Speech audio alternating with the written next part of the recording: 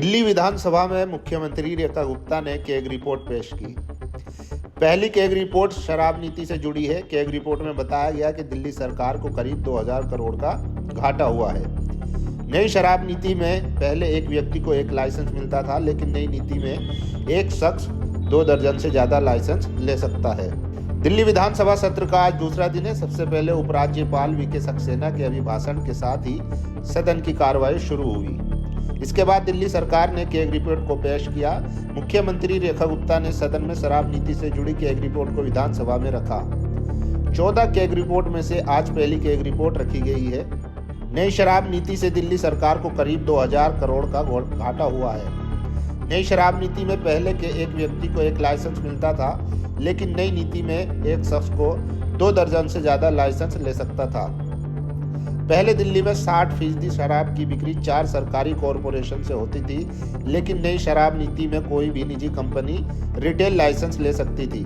शराब बिक्री का कमीशन 5% से बढ़ाकर 12% कर दिया गया था। नई शराब नीति में पुरानी सरकार ने किए कई उल्लंघन। केग रिपोर्ट में बताया गया है कि थोक का लाइसेंस शराब वितरक और शराब निर्माता कंपनियों को भी दे दिया गया था, जो कि उल्लंघन था।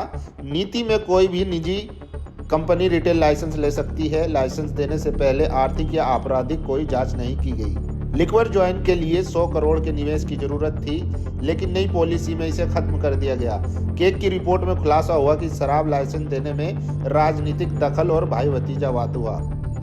भारत के नियंत्रक एवं महालेखा परीक्षक केग की रिपोर्ट के अनुसार 2021-22 की आबकारी नीति से 2000 करोड़ से अधिक घाटा हुआ। अब समाप्त हो चुकी शराब नीति के निर्माण में बदलाव सुझाने के लिए गठित एक विशेषज्ञ समिति की सिफारिशों को तत्कालीन उप मुख्यमंत्री और आबकारी मंत्री मनीष सिसोदिया ने नजरअंदाज किया था। रिपोर्ट में 941 करोड़ रुपए के राजस्व के नुकसान का दावा है। गैर अनुरूप नगर पालिका वार्ड में शराब की दुकानें खोलने के लिए समय पर अनुमति नहीं ली गई।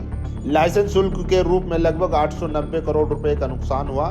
लाइसेंस धारियों को अनियमित अनुदान छूट के कारण 144 करोड़ रुपए के राजस्व का नुकसान हुआ।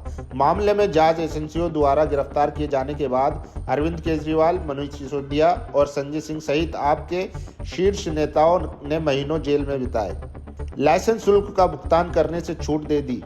114 करोड़ रुपए की लाइसेंस फीस में छूट मिली। इस प्रस्ताव को विभाग के प्रभारी मंत्री ने खारिज कर दिया था।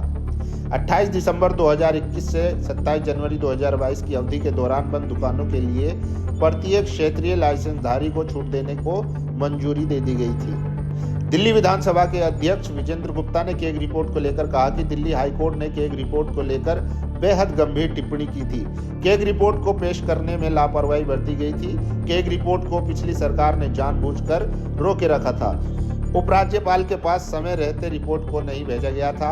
आज एक रिपोर्ट पेश की गई है। रिपोर्ट कही है। मैं चाहता हूं कि हर विभाग की केग रिपोर्ट को पेश किया जाए। विधानसभा में चर्चा के दौरान क्या बोले अरविंदर सिंह लवली। विधानसभा में बोलते हुए भाजपा विधायक अरविंदर सिंह लवली ने कहा कि मैं लंबे समय तक कांग्रेस पार्टी का भी हिस्सा रहा हूं। मैं दिल्ली सरकार का मंत्री भी रहा हूं। भगत सिंह ने क्या ये कहा था कि शराब घोटाले करके जेल जाओ, स्कूलों में घोटाले करो, हेल्थ में घोटाले करो। पंजाब में आम आदमी पार्टी की सरकार का मुख्यमंत्री ऐसे विभाग का मंत्री बना दिया जाए जो है ही नहीं। ब्यूरो रिपोर्ट, दैनिक दर्शन न्यूज।